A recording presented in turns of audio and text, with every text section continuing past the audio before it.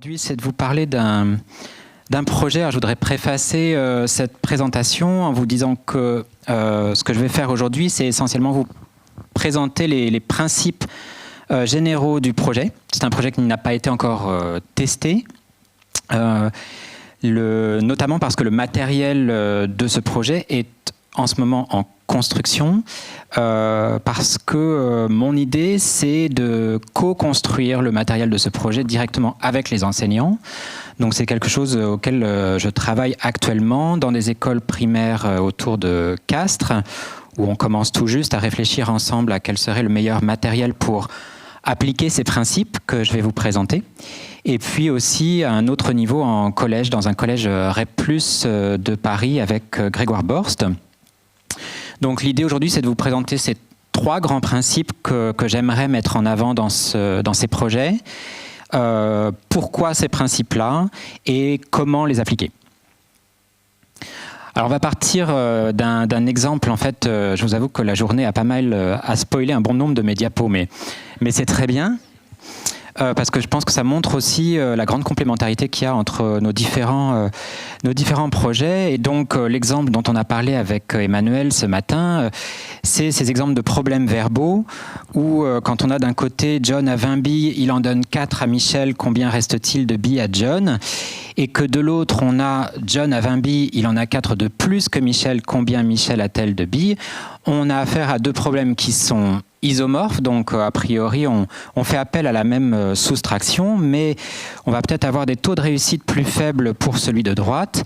Et l'idée ici, en tout cas, c'est que peut-être l'introduction du mot « plus » a suscité chez l'élève une envie d'appliquer une stratégie d'addition qui n'est pas la stratégie appropriée pour le problème.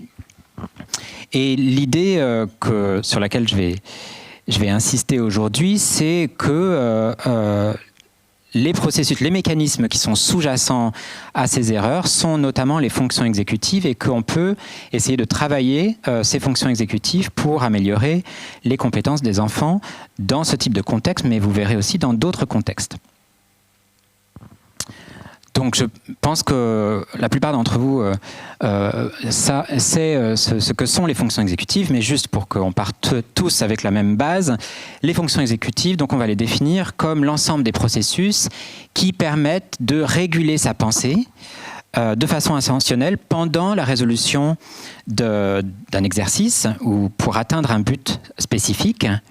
Et on sait que ces fonctions exécutives sont prédictives non seulement de la réussite académique, que ce soit à l'école, à l'université, en lecture et en maths, mais aussi au quotidien. Ce sont des études qui montrent des relations entre les compétences en fonctions exécutives et la réussite professionnelle, voire même la santé mentale et physique. Alors quand on veut parler des fonctions exécutives, souvent on utilise une taxonomie. Je vais partir de cette taxonomie-là en 3 fonctions exécutives: mémoire de travail, flexibilité cognitive et inhibition. Et aujourd'hui, donc en réponse à l'intervention de Emmanuel Sander tout à l'heure, on va surtout parler d'inhibition. Alors la mémoire de travail, on voit assez facilement en quoi elle est importante pour les maths, parce que elle est définie comme notre capacité à non seulement maintenir, mais surtout manipuler des informations en tête pendant qu'on est en train de résoudre un problème. Et on voit bien notamment son rôle dans le calcul mental. Si vous avez des calculs mentaux un petit peu compliqués à effectuer, qui demandent de retenir des résultats intermédiaires, des retenues, etc., on va avoir besoin de cette mémoire de travail. La flexibilité cognitive ou shifting, elle va, permettre d'alterner entre différentes stratégies, différentes opérations, différents contextes numériques, différentes notations, ou d'alterner des étapes de résolution. Et enfin, l'inhibition, elle va permettre de bloquer des informations qui sont soit pas pertinentes pour le problème, des informations distractrices, des stratégies qui ne sont pas efficaces, comme tout à l'heure, faire une addition alors que le problème demandait de faire une soustraction, ou alors des représentations dominantes trompeuses. On va en parler un petit peu plus précisément tout à l'heure. Alors, on sait que ces fonctions exécutives, elles vont jouer un rôle important dans le développement et surtout, et j'insiste là-dessus, sur l'intégration des différents systèmes clés de la cognition mathématique au cours des apprentissages. André, tout à l'heure, nous a montré ces différents systèmes et nous a notamment fait une dichotomie entre des systèmes qu'on va appeler domaines spécifiques, donc des systèmes qui s'intéressent spécifiquement aux mathématiques, et des systèmes plus généraux comme les fonctions exécutives. Et l'idée, c'est que lorsque l'enfant apprend des mathématiques à l'école, même au niveau cérébral, des changements s'opèrent. Je vous présente ici cette étude de Rivera et collaborateurs en 2005, où des participants, vous voyez que la gamme d'âge est très large, les participants allaient de 9 à 19 ans, et ils passent un IRM, et dans l'IRM, ils font une tâche de vérification arithmétique, c'est-à-dire qu'on leur présente 2 plus 4 égale 7, est-ce que c'est bon ou est-ce que c'est pas bon? Dès que tu vois un problème qui est correct, tu appuies sur le bouton. Et on regarde l'activité cérébrale associée à la réalisation de cette tâche. Et ce qui est intéressant dans cette étude, c'est que les auteurs regardent comment change l'activation cérébrale en fonction de l'expertise, en l'occurrence de l'âge des participants ici. Et ce qu'ils voient, c'est qu'il y a des régions qui sont, pour un même contexte mathématique, de plus en plus activées avec l'âge, donc qui sont plus activées chez les 19 ans que chez les 9 ans, et au contraire, des régions qui sont de moins en moins activées avec l'âge. Alors, les auteurs de cette étude interprètent ça comme une automatisation, si vous voulez, mais ce qu'on remarque, c'est que dans ce contexte-là, attention, je ne suis pas en train de dire que c'est la trajectoire développementale de toutes les maths se passe comme ça, mais dans ce contexte d'une tâche de vérification arithmétique, les plus jeunes activent beaucoup les zones en bleu, vous voyez, ces régions préfrontales qu'on pense être associées notamment aux fonctions exécutives. Et aussi, ces fonctions exécutives, je pense que ce sont des choses que vous connaissez déjà, mais on sait que ce sont les compétences qui se développent le plus tardivement chez l'enfant. Et si vous repensez à ces régions préfrontales dont je viens de vous parler, ici, vous voyez que entre le cerveau d'un enfant de 5 ans et le cerveau à 20 ans, plus les régions cérébrales sont bleues et plus elles sont matures. Vous voyez que les dernières à maturées sont ces régions justement préfrontales. D'où l'importance de s'attacher au développement de ces fonctions exécutives pendant la scolarité, parce qu'on sait que ce sont des âges où ces compétences sont en pleine maturation. Alors je voulais vous présenter cette enquête que je trouve intéressante, qui a été réalisée en Angleterre. Et la question des chercheurs ici, c'était qu'est-ce que connaissent finalement les enseignants des fonctions exécutives? Est-ce qu'ils les utilisent? Et donc, 3 choses intéressantes que les auteurs ont observées. Attendez, parce que c'est trop petit pour moi. 3 choses intéressantes. La première, c'est que, alors, dans l'enquête qui était proposée aux enseignants, les mots fonction exécutive, inhibition, mémoire de travail, flexibilité n'étaient pas forcément utilisés parce que c'est pas forcément des termes que les enseignants maîtrisent et connaissent très bien, mais étaient utilisés à la place des définitions abordables pour tout le monde de ces concepts. Et ce qu'ils voient, c'est que finalement, les enseignants sont en général conscients de l'importance de ces fonctions exécutives en maths, même de façon implicite. Ce qu'ils observent par contre, c'est que cette prise de conscience, elle est visible surtout chez les enseignants qui ont le plus de bouteilles, entre guillemets, qui ont la carrière la plus longue, au moins après 10 années d'expérience. Et aussi, le dernier point, c'est que lorsque ces fonctions exécutives sont considérées comme importantes, les enseignants indiquent vraiment l'avoir découvert par eux-mêmes ou par elles-mêmes. Donc, le point que voulaient faire les auteurs ici, c'est que ça ne faisait peut-être pas suffisamment partie de la formation des enseignants en Angleterre. Et les mêmes auteurs, mais dans l'ordre inverse, Cragg et Gilmore cette fois, proposent que finalement ces 3 fonctions exécutives, donc mémoire de travail, inhibition, flexibilité, ont un rôle à jouer dans toutes les facettes des mathématiques. Alors ici, ils font la distinction entre les faits, donc typiquement les tables d'addition, de multiplication, les connaissances procédurales et les connaissances conceptuelles. Alors si on pense à l'inhibition, par exemple, qu'est-ce que ça veut dire inhiber un fait? Inhiber un fait, c'est que si je vous demande par exemple de résoudre 6 fois 4, il y a des faits arithmétiques qui sont plus volontiers associé à 6 et à 4, c'est-à-dire toute la table de 6 et toute la table de 4, et qu'il va peut-être falloir inhiber ces tables qui s'activent automatiquement dès que je vous présente 6 x 4. Et ça produit l'effet que les enseignants connaissent bien, qu'il y a certaines erreurs dans ces multiplications qui sont beaucoup plus fréquentes que d'autres. Donc 6 x 4 égale 28, c'est une erreur beaucoup plus fréquente que 6 x 4 égale 22, parce que 28 fait partie des tables de 6 et de 4.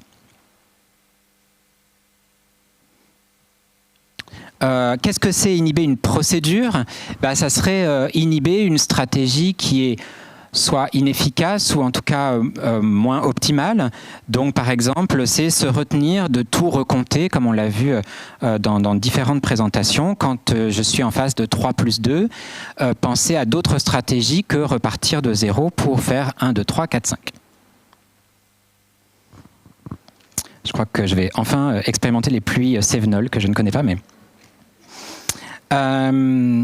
inhiber un concept, par exemple, on sait que il y a ce qu'on appelle un effet d'incompatibilité quand, par exemple, vous demandez à un enfant de comparer 36 et 43.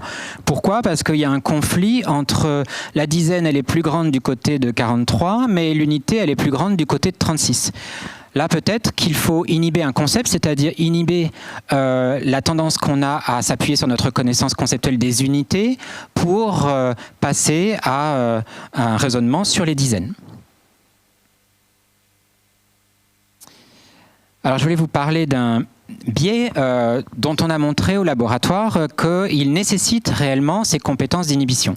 La question qu'on pose au laboratoire, c'est est-ce que réellement on peut montrer expérimentalement le lien causal qu'il y a entre je suis meilleur en inhibition, donc je fais moins d'erreurs dans ces problèmes. Et des erreurs classiques dans les nombres rationnels, c'est par exemple de dire que 3/5 est plus grand que 2/3 ou que 0,57 est plus grand que 0,6. On pense que, donc c'est ce qu'on appelle le biais du nombre entier, les enfants ont tendance à dire 3/5 est plus grand que 2/3 parce qu'ils basent leur réponse sur la comparaison uniquement des numérateurs, ou encore que 0,57 est plus grand que 0,6 parce qu'on leur a appris peut-être, donc là ça serait plutôt l'inhibition aussi de connaissances conceptuelles qu'ils ont sur les nombres entiers qui ne marchent plus sur les nombres rationnels. Plus il y a de chiffres, plus ça veut dire que le nombre est grand, ça ne marche pas quand tu es dans le cas de nombres décimaux. Donc, comme je vous disais, au laboratoire avec Margot Roel, notamment, qui était doctorante il y a quelques années au labo, on a montré que l'inhibition jouait un rôle, je vais vous expliquer comment tout à l'heure, jouait un rôle crucial pour contourner ces biais chez l'adolescent et l'adulte. Même ce que nous avons montré, c'est que dans ce contexte particulier de 0,6 et 0,57, il s'agissait non seulement d'inhiber ce biais du nombre entier, mais aussi d'inhiber quelque chose de beaucoup plus bas niveau, de beaucoup plus juste perceptif, qui est 0,57, ça prend plus de place. C'est un peu piagétien, 0,57 c'est plus long, donc peut-être le nombre est plus grand.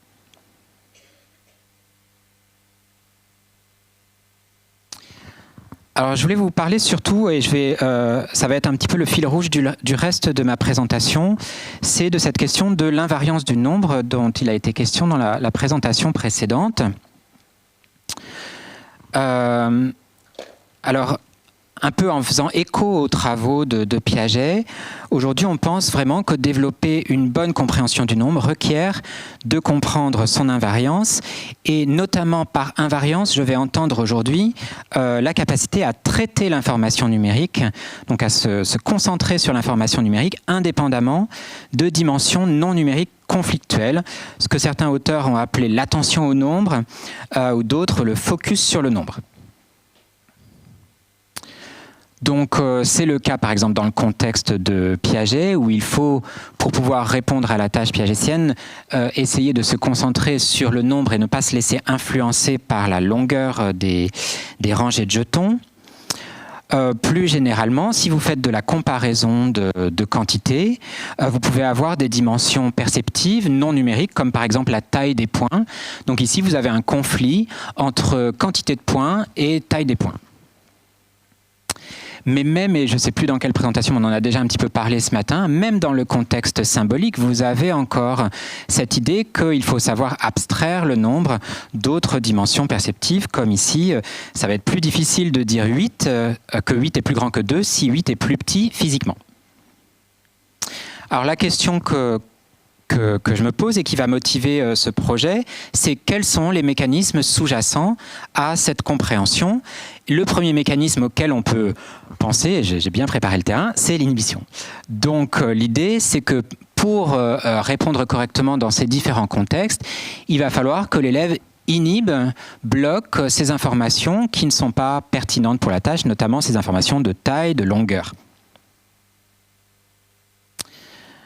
Alors, de la même façon que ce qu'on avait fait avec les nombres rationnels, nous avons mis en évidence le rôle causal de l'inhibition dans ce contexte auprès de 47 enfants de 7-8 ans et chez 32 adultes. La logique, c'est que ici, vous avez un essai qui ne présente pas de conflit. Plus il y en a, plus ils sont gros. Et on va regarder qu'est-ce qui se passe si juste avant de faire un essai comme ça, tu fais un essai qui, lui, présente un conflit entre nombre et taille. La logique étant que si effectivement tu as dû inhiber la taille des points, alors le fait d'avoir fait ça juste avant va avoir un impact délétère sur cet essai qui d'habitude ne pose pas de problème. Et donc ici on a le protocole expérimental et c'est exactement ce qu'on voit chez nos enfants et chez nos adultes, même si vous voyez que c'est beaucoup plus bas, mais ça reste significatif. Il y a un impact significatif délétère de l'essai incongruent précédent qui nous démontre le rôle de l'inhibition dans ce contexte. Donc les capacités d'inhibition modulent les performances en comparaison de quantité chez les enfants et chez les adultes.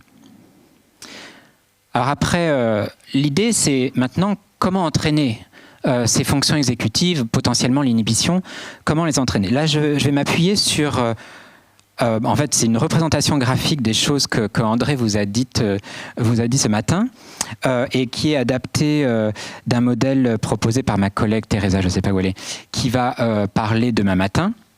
Mais l'idée, en fait, ça reprend complètement ce qu'a dit André ce matin, c'est qu'aujourd'hui, les modèles théoriques en cognition mathématique mettent l'accent sur le fait que, en plus de ce triple code dont André vous a parlé avec les différents types de représentations, représentation sémantique, représentation verbale, représentation visuelle, nous devons intégrer dans ces modèles des compétences plus générales, attention, fonction exécutive, mémoire et éventuellement même des facteurs socio-émotionnels comme l'anxiété mathématique.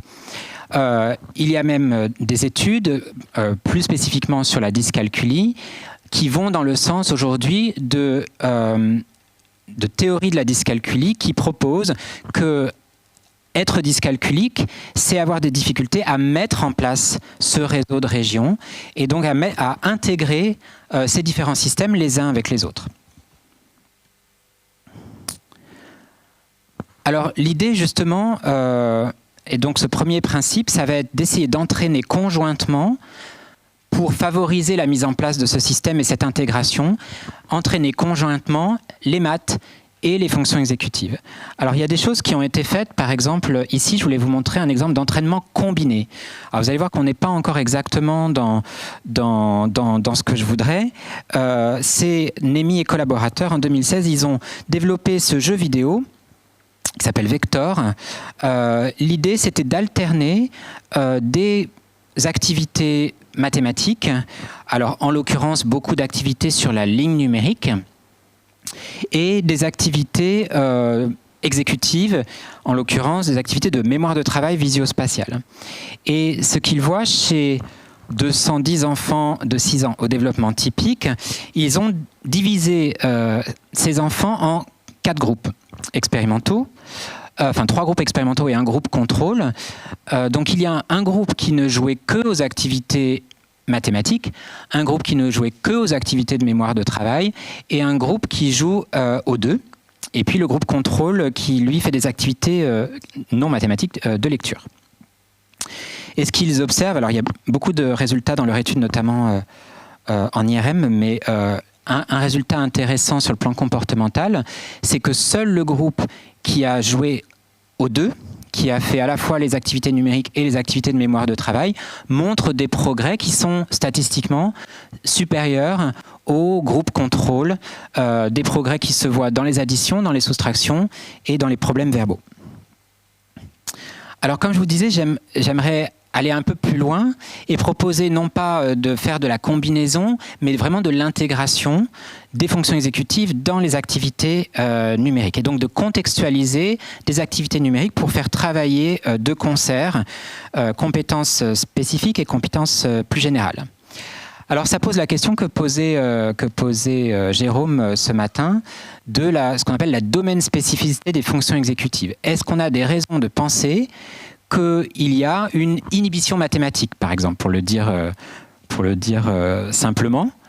On a eu une réponse par André ce matin, vous vous souvenez, dans cette analyse statistique qui disait peut-être il n'y a pas juste un gros facteur inhibition, il faut peut-être séparer différents types d'inhibition. Ici, je vais vous présenter un deuxième élément de réponse qui va dans ce sens.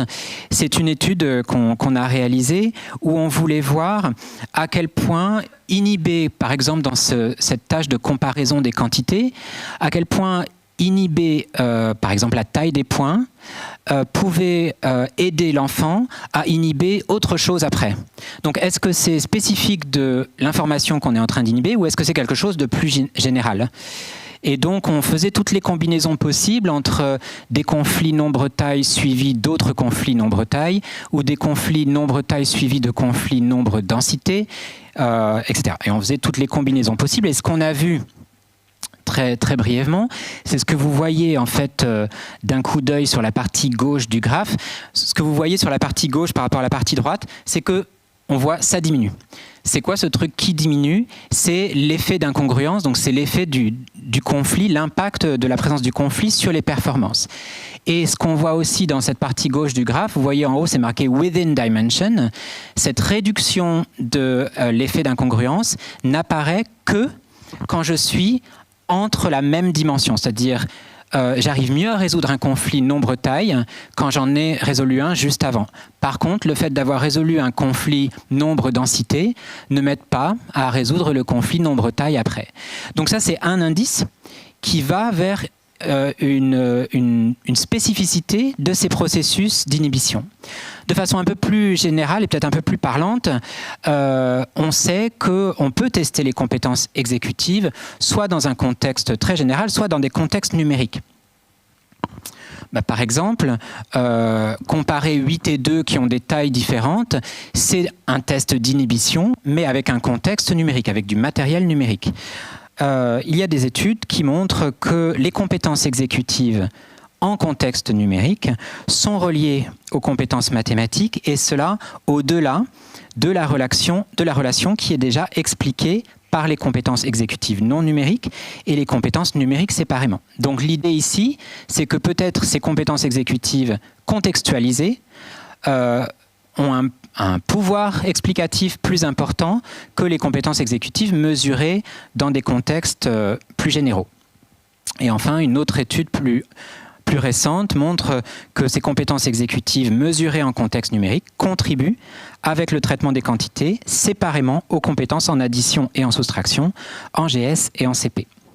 Donc vous l'avez compris, l'idée, ça serait d'entraîner ces fonctions exécutives de façon contextualisée pour faire travailler l'enfant à la fois sur ses compétences numériques et en même temps sur ses compétences exécutives. Par rapport à cette idée, il y a une étude, et à nouveau je cite ma collègue, et je ne vais pas m'attarder trop là-dessus parce que je pense qu'elle en reparlera, j'imagine, demain. C'est une étude qui a été menée par Teresa Iuculano et ses collaborateurs quand elle était à Stanford, aux États-Unis, où ils ont mis en place un tutorat sur les mathématiques pour des enfants de 7-9 ans avec des difficultés d'apprentissage en maths. Et pourquoi je voulais vous montrer ça? C'est parce qu'il me semble qu'ici, on a un exemple justement de tutorat qui va de façon très très progressive, et c'est un point aussi auquel je tiens, de façon très progressive, faire travailler sur les compétences numériques et aussi faire travailler sur les fonctions exécutives. Alors, j'attire votre attention notamment sur cette partie-là, qui est la plus grosse partie du tutorat, c'est 16 séances où les enfants en fait vont travailler sur les familles de nombres. À chaque nouvelle séance, on travaille sur une nouvelle famille, c'est-à-dire aujourd'hui on va travailler sur la famille des 5. On va travailler sur toutes les façons qu'il y a de décomposer le 5, 3 plus 2, 4 plus 1, etc. Et puis petit à petit, au fur et à mesure des séances, on va faire famille de 5, famille de 6, famille de 7. Le principe de ce tutorat est d'essayer de faire la chose le plus progressive possible. Et en développant ce tutorat, ce que les auteurs disent dans leur papier, c'est que à la fois ils ont fait un travail progressif sur le plan numérique, mais aussi progressif sur le plan de la mémoire de travail, parce que travailler sur des familles de nombres plus grands, ça demande aussi de jongler avec plus d'informations et plus de stratégies de décomposition. Et ce qu'il voit très rapidement sur le plan comportemental à la suite de ce tutorat, c'est que les enfants qui étaient en difficulté en mathématiques, donc qui étaient en retard par rapport au groupe contrôle, compensent leur retard par rapport à l'autre groupe après l'intervention. Donc plus qu'un entraînement combiné, un entraînement qui est contextualisé. L'idée, ça serait donc, et c'est ce qu'on essaye de faire en ce moment avec les enseignants et les enseignantes, de construire des activités qui soient réfléchies en termes de charge exécutive. C'est-à-dire qu'on prend des activités que les enseignants et les enseignantes font déjà dans leur classe, on essaye de les décortiquer en à quel point elles demandent à l'enfant des ressources, en inhibition notamment. Et on essaye de voir si on ne peut pas déconstruire ces activités et construire des progressions qui soient à la fois des progressions sur le plan numérique, mais aussi des progressions sur le plan exécutif. Donc je reviens à mon histoire de John à 20 billes, il en donne 4 à Michel, combien reste-t-il de billes à John? On a vu une façon d'augmenter un peu la charge exécutive, c'est d'ajouter le mot plus. Si je veux à nouveau ajouter un peu de charge exécutive, je peux aussi dire John a 4 billes de plus que Michel, il a 20 billes au total, combien Michel a-t-elle de billes? Là vous voyez que j'ai en plus du plus, qui va demander à l'enfant d'inhiber peut-être son envie de faire une addition, j'ai inversé les opérandes et donc ça va être un petit peu moins difficile de faire, un peu plus difficile pardon, de faire 20 moins 4 puisqu'il va falloir inverser les chiffres selon l'heure de présentation dans l'énoncé. Troisième niveau, et je crois que c'est pas français en plus, donc c'est très très compliqué. John a 4 billes de plus, oui. John a 4 billes de plus que Michel. Il a 20 billes et 3 bonbons au total.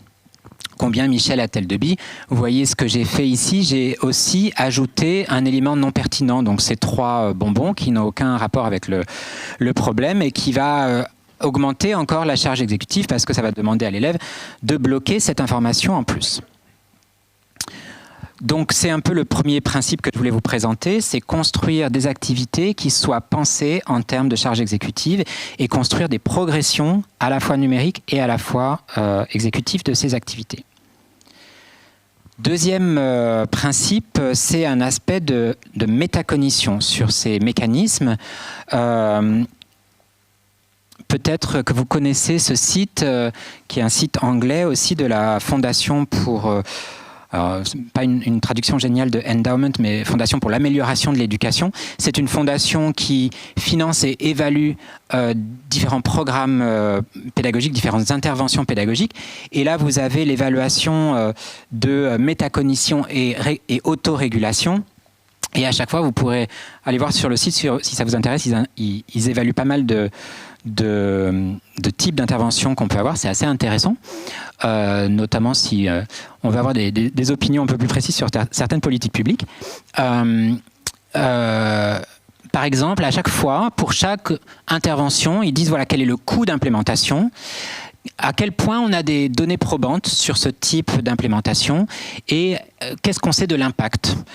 Donc vous voyez, sur métacognition et autorégulation, a priori, on sait que c'est quelque chose qui est assez peu coûteux, sur lequel maintenant on commence à avoir quand même pas mal de données et qui devrait avoir un impact plutôt positif. Et le conseil scientifique a repris ces recommandations. Vous pourrez trouver sur le site du conseil scientifique notamment ce livret sur métacognition et autorégulation. Alors la métacognition, c'est un vaste sujet, oui. Oui, ça devrait aller. Merci.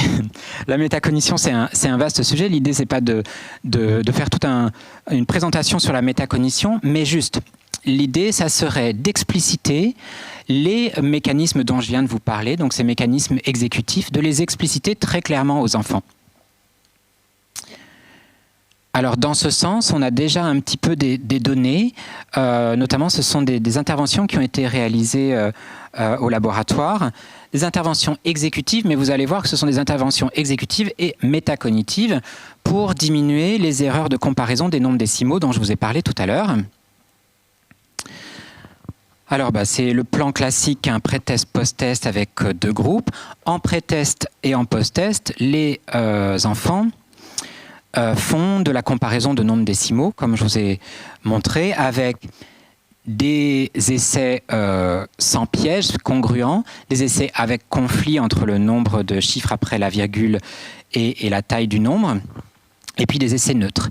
Et on refait les mêmes, alors pas exactement les mêmes, mais les mêmes types de problèmes après l'entraînement. Et dans le groupe expérimental, l'idée, c'est d'entraîner ces enfants à réfléchir à leur stratégie de réponse.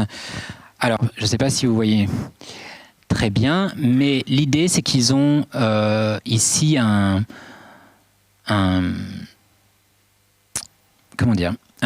transparent assuré qui va symboliser l'inhibition. On va présenter différentes réponses aux enfants et on va dire attention, tu sais, dans certains cas, tu peux être tenté de donner une réponse. Donc on explicite vraiment quels sont les mécanismes qui amènent l'enfant à l'erreur. C'est vraiment ça l'idée. Dire voilà, dans certains cas, tu te trompes parce que tu as envie de répondre ça à cause de, on explique. Mais en fait, dans ces cas-là, il faut se retenir de faire cette réponse-là. Donc quand tu vois une réponse erronée de ce type-là, tu la mets sous les hachures. Et donc ça va représenter l'inhibition. On ne le dit pas forcément comme ça aux enfants, mais on dit tu la mets sous les hachures, c'est celle qu'on va essayer de se retenir de donner cette réponse. Et tu vas donner l'autre réponse à la place. Donc c'est ça l'aspect métacognitif en fait de cette intervention, c'est vraiment d'expliciter à l'enfant ces mécanismes et de parler, même si on n'utilise pas forcément les termes fonction exécutive et inhibition, de parler de ces fonctions. Et dans le groupe contrôle, les enfants, on leur présentait uniquement la règle, comment décomposer les nombres décimaux pour les comparer selon la position des dixièmes, centièmes, etc. Donc cette étude a été réalisée chez 92 élèves de CM1 et CM2. Alors, premier élément de résultat, déjà, sur les essais qui n'avaient pas de piège, bonne nouvelle, ils ne sont pas pires après qu'avant. C'était quand même quelque chose d'important à vérifier.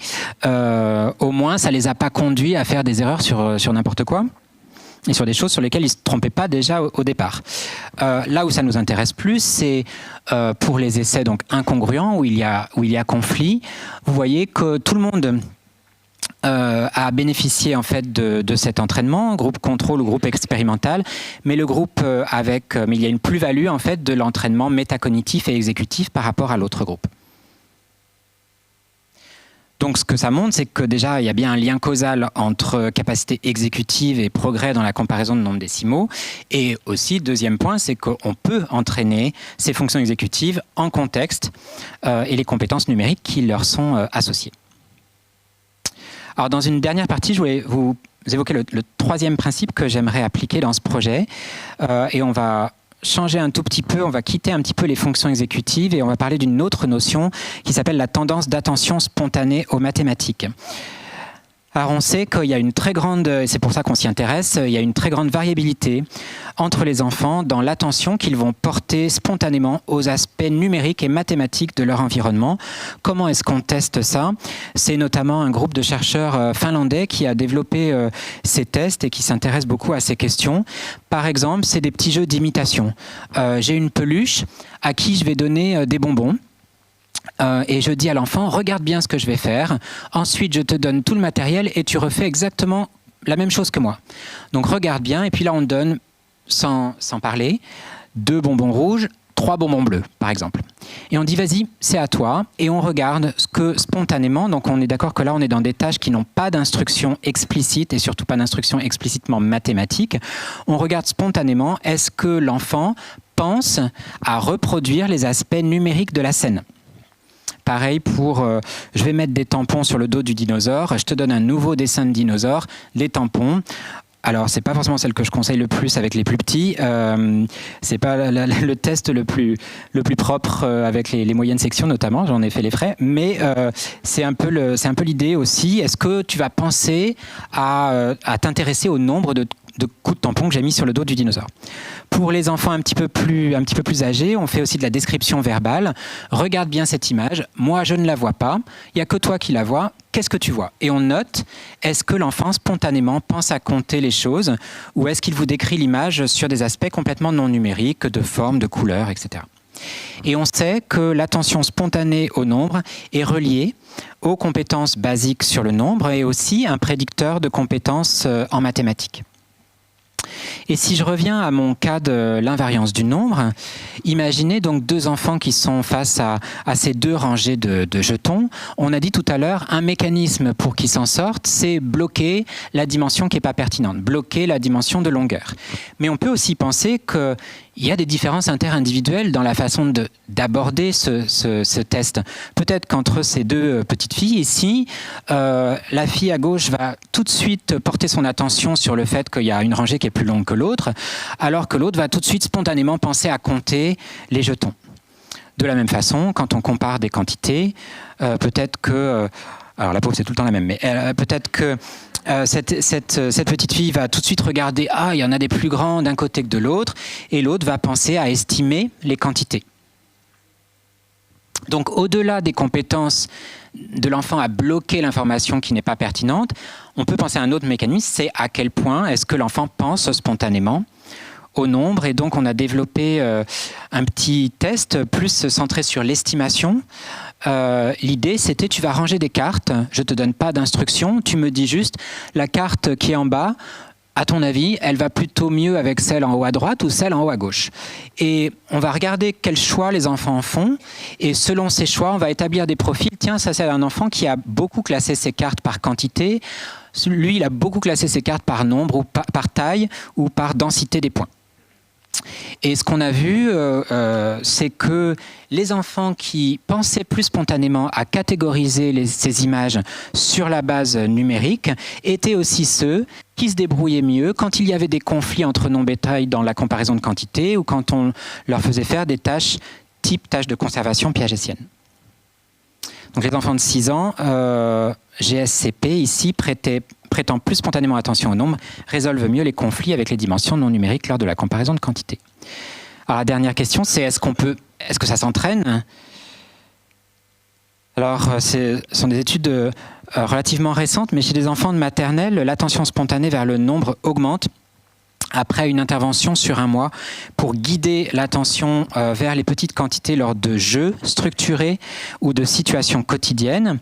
Et aussi, plus récemment, cette étude de Brahm qui a montré qu'après seulement 5 minutes de conversation entre le parent et l'enfant sur la base d'images, les enfants, alors les enfants étaient divisés en 2 groupes. Les 2 groupes travaillaient sur les mêmes images, sauf qu'il y avait un groupe qui ne faisait que de la conversation sur les fruits et légumes, sans jamais parler de nombre, et l'autre groupe qui fait la conversation sur la base des mêmes images, mais en parlant des prix. Et je vais faire les courses, je vais acheter une banane, elle va me coûter tant, etc. Donc de la conversation numérique versus de la conversation non numérique. Et après seulement 5 minutes de conversation, le groupe qui a eu la conversation numérique avait des résultats dans ces tests d'attention spontanée au nombre plus élevés. Donc les recherches suggèrent qu'on peut aider les enfants à porter spontanément attention aux aspects numériques de leur environnement. Les chercheurs finlandais parlent de mettre leurs lunettes mathématiques et donc aider les enfants à voir un peu plus le monde sous ces aspects numériques. Avec cette idée, le modèle qui est derrière, c'est si je suis un enfant qui prête plus spontanément attention aux aspects numériques de mon environnement, par suite, je vais aussi m'engager plus spontanément de moi-même dans des activités numériques, donc c'est ce qu'on appelle les activités numériques auto-initiées, et que c'est parce que ces enfants s'engagent plus spontanément dans des activités numériques qu'ils ont potentiellement de meilleures compétences en maths. Donc l'idée est de parler fréquemment des mathématiques, mais surtout dans des contextes ludiques et décloisonnés. Ce que j'appelle décloisonné, c'est hors de temps dédié aux maths. Donc se baser, c'est à nouveau quelque chose sur lequel on réfléchit avec les enseignants en ce moment. Partir d'activités que les enfants font déjà, de préférence des activités ludiques. Alors, brocoli ou non, je vous avoue, je ne me suis pas encore bien posé la question. Moi, je suis pour l'instant essentiellement parti sur l'idée d'activités qui motivent les enfants et qui les amusent, et d'insérer dans ces activités, de voir comment on peut transformer ces activités pour que, l'air de rien, on leur parle, on leur fasse estimer des quantités, on leur fasse comparer des quantités. Donc en conclusion, ce que je propose est une intervention basée sur l'intégration des compétences numériques avec les compétences générales, fonction exécutive et attention, qui pourrait marcher chez les plus petits. On a vu l'exemple de l'invariance du nombre qui est un des premiers, quelque chose de très basique dans les compétences, dans le développement des compétences numériques. Avec ces 3 piliers, donc réfléchir à la charge exécutive pour réaliser un travail progressif conjoint des compétences numériques et générales. Par exemple, si on doit résoudre des conflits entre nombre et taille, comprendre l'invariance du nombre, peut-être que ça va être plus simple de le faire d'abord sur ce support-là que sur ce support-là, où là on a rajouté du conflit, il y a un conflit sémantique en plus, les souris sont généralement plus petites que les éléphants.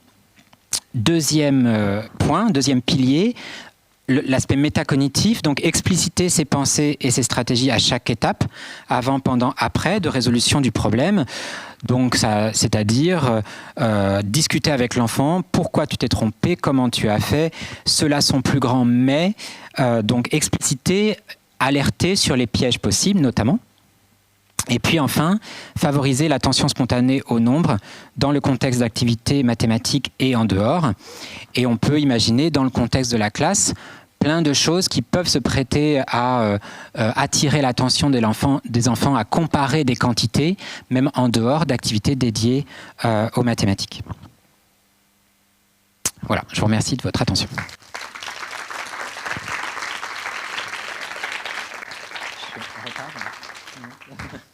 Merci beaucoup. Moi, j'avais une question sur l'inhibition. Quand on travaille l'inhibition, par rapport à des tâches qui sont nécessaires d'inhiber, est-ce que du coup, après, quand il y a des calculs qu'on n'aurait pas besoin d'inhiber, on perd en vitesse de traitement? Parce qu'on commence par inhiber la tâche qui n'aurait pas eu besoin. Oui, ça rejoint un petit peu la discussion qu'on a eue ce matin sur le côté c'est bien gentil d'inhiber, mais il ne s'agit pas non plus d'inhiber n'importe quoi. D'où, je pense, l'intérêt de faire ces entraînements d'inhibition en contexte et de ne pas faire des choses hors sol. Donc l'idée n'est pas de faire des tâches de Stroop aux enfants en veux-tu en voilà pour qu'ils augmentent de façon générale leur capacité à bloquer leurs réponses, mais bien d'expliquer, et c'est là où l'aspect métacognitif est à mon sens important, pour bien expliquer, contextualiser et expliquer à l'enfant dans ce contexte-là, il y a ce type de piège-là.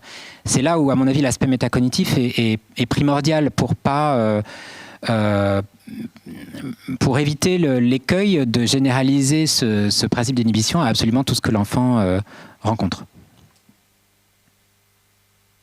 Oui. Merci Arnaud pour ta présentation. Je voulais juste te dire ou te redire, peut-être que je te l'ai déjà dit par le passé. En fait, quand tu parles de tâches de conservation du nombre, c'est pas du tout des tâches de conservation du nombre que tu utilises. La conservation du nombre chez Piaget, c'est quand une fois que l'enfant a établi par principe de correspondance terme à terme qu'il y a le même nombre dans les deux rangées, alors on va faire une modification en effet perceptive. Alors après, je te dis pas que ça marcherait pas si tu faisais la vraie tâche de Piaget, mais juste là, ta tâche, c'est pas ça. Et justement, il y avait eu un énorme débat entre Piaget et Meller. Alors je te pousse à relire l'article de Piaget en réponse à Meller, où justement, c'était Cléa ce matin qui évoquait cette idée que si on met des bonbons, alors les enfants verront mieux, enfin plus facilement que la rangée la plus courte, et il y en a quand même plus parce que eux, ce qu'ils veulent, c'est manger, donc il y a une motivation, etc. Et là, Piaget avait répondu, mais moi, j'ai jamais dit ça. J'ai jamais dit que les enfants ne pouvaient pas, justement, il n'y avait pas le terme d'inhibition parce qu'à l'époque, c'était pas à la mode, mais il disait, mais moi, ce que je parle de conservation du nombre une fois que la correspondance terme à terme a été établie. Donc, juste, il faut juste soit que tu enlèves ce terme de conservation dans cette tâche-là, ou soit il faut que tu fasses vraiment une tâche de conservation à la Piaget pour pouvoir avoir cette conclusion, à mon avis. Oui. Alors effectivement, tu me l'as déjà dit. Ça ne m'étonne pas, je me reconnais bien là. Et mea culpa, j'ai recommencé. Et c'est pour ça que la deuxième fois que j'en ai parlé, je ne sais pas si tu as noté, j'ai dit une tâche un peu à la type tâche Piaget, tu l'as entendu, pour faire la nuance. En fait, et c'est pour ça aussi que je définissais au début, ce qui m'intéresse surtout, et je parle de conservation parce que ça parle un peu à tout le monde, mais j'en parle pas en termes piagétiens réellement. Je parle essentiellement de ce que je disais, cette capacité à traiter l'information numérique indépendamment de conflits et indépendamment d'informations non numériques qui peuvent potentiellement rentrer en conflit avec le nombre. Pour moi, ça fait écho à des questions d'invariance du nombre. Ça parle d'invariance du nombre. Alors peut-être que je devrais bannir le terme de conservation. Peut-être à force de me le dire, je vais finir par l'enlever. Mais oui, je suis d'accord avec toi. Donc là, on est d'accord qu'à aucun moment, je ne parle de la tâche piagétienne à proprement parler.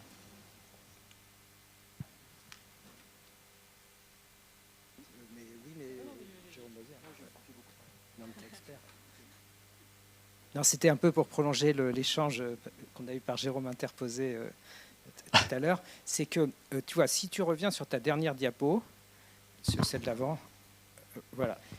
Moi, ce que je trouve frappant, parce que la question de Jérôme, c'était comment on raisonne en termes d'inhibition. Et moi, mon impression, c'est que je comprends très bien qu'on puisse chercher à inhiber, mais c'est pour aller vers quelque chose qu'on a déjà construit, qu'on a déjà compris, qu'on a déjà approfondi.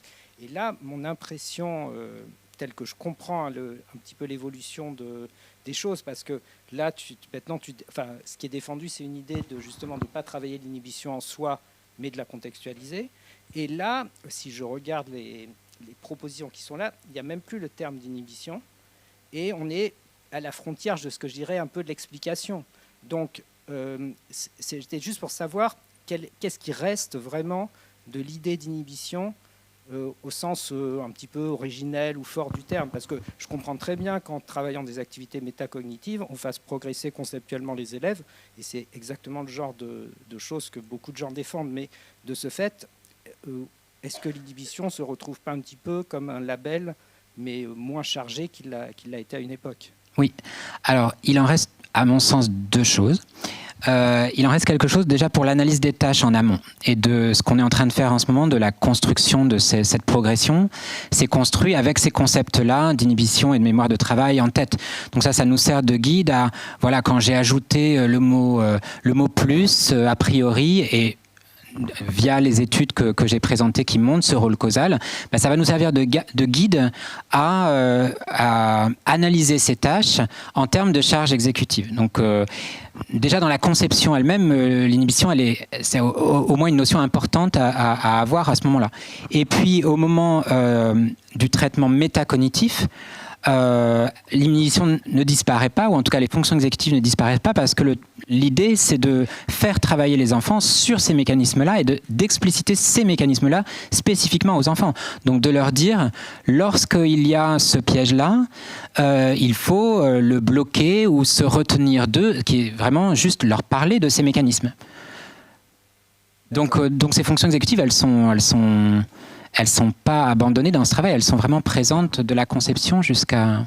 D'accord, je comprends, mais on est d'accord qu'il n'y a pas de moyen de savoir, ou si on formulait différemment, si on ne parlait pas de bloquer ou de se retenir, mais qu'on parlait d'autre chose, ça pourrait peut-être aussi bien marcher. On n'a pas trop d'éléments, disons. On pourrait, si tu me proposes le groupe expérimental alternatif avec le discours alternatif et je pense que ça serait intéressant en complément de ce que tu as proposé ce matin, de voir justement de mettre un peu ensemble ces histoires de comparaison de problèmes, de comparaison directe des problèmes avec le discours métacognitif sur les fonctions exécutives. Ben voilà, bonne idée. En fait, j'avais vraiment exactement le même type de réflexion. C'est vrai que quand tu pars, pendant longtemps, on a vu, et j'ai toujours vu les fonctions exécutives comme quelque chose de général, et c'est pour ça qu'on pensait à un transfert, etc.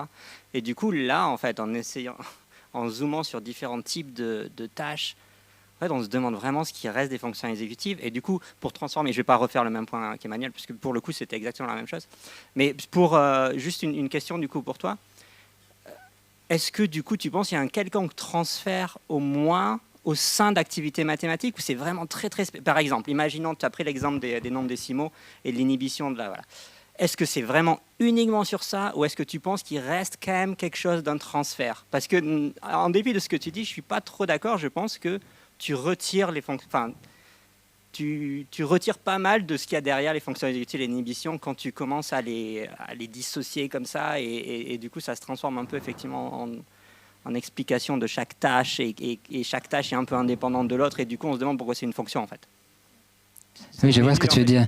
Mais c'est tout le problème de la question justement de la domaine généralité ou domaine spécificité des fonctions exécutives. À partir du moment où tu commences à t'intéresser à la domaine spécificité des fonctions exécutives, tu peux pas jeter le bébé et l'eau du bain avec et dire ah bah si c'est des domaines spécifiques, ce ne sont plus des fonctions exécutives. Moi, ce qui m'intéresse, c'est l'interaction. Justement, c'est sortir de cette vision qu'on peut entraîner ces compétences générales et voir des effets ricochets, des transferts sur les compétences mathématiques, et essayer de dire bon ok, visiblement ça marche pas super bien. Comment est-ce qu'on peut favoriser l'intégration? Mais j'espère quand même des transferts intra-domaines, c'est-à-dire que j'espère qu'en parlant de ces mécanismes exécutifs dans des contextes numériques, l'idée c'est que les enfants soient capables aussi d'appliquer ce même type de réflexion métacognitive sur ces mécanismes-là à d'autres contextes. Du coup, je pense que ce serait intéressant, enfin du coup, à mon avis, Mais au moment de l'entraînement, pour moi, il faut que ça soit mis directement dans un contexte numérique, pas que ça soit hors sol. Ouais, mais du coup, il faudrait mesurer ses limites, en fait, du coup. Voir si tu as un transfert, au moins un near transfer. Oui, ça serait intéressant de voir à quel point, dans les pré-tests et post-tests, à quel point ça se limite à mieux réussir ce qui a été entraîné, ou est-ce que ça se généralise à d'autres... Oui, sinon il y a des limites écologiques si on doit entraîner fonction spécifique par fonction spécifique. Oui. Les professeurs vont être en sûr. difficulté. Alors on vous propose la pause. Une dernière question. Oui, moi je voulais savoir s'il existe une quantification au niveau de la fatigabilité de l'enfant par tranche d'âge, si jamais il y a un entraînement justement proposé. Est-ce que ça existe ou pas? Alors c'est bien pour ça que j'ai besoin des enseignants et que je ne veux pas construire les tâches au labo et puis donner ça aux enseignants et débrouillez-vous. Donc c'est exactement à ça qu'on réfléchit. C'est-à-dire qu'eux, ils ont l'expérience de terrain de ça, ils vont passer 10 minutes dessus, ou ça va les motiver pour un peu plus de temps. Donc on veut essayer de construire des activités qui soient au plus proche de ce que les enfants sont capables de faire. Donc moi, je suis là pour dire... pour essayer de cadrer en termes de charge exécutive, etc. Et les enseignants pour me donner leur retour, leur expérience sur ça a des chances de marcher, ou ça, les enfants vont pas accrocher avec ça. Donc c'est exactement pour ça que je pense que ça doit être co-construit, ces choses-là. Merci beaucoup Arnaud. Donc on fait 10 minutes de pause et on vous...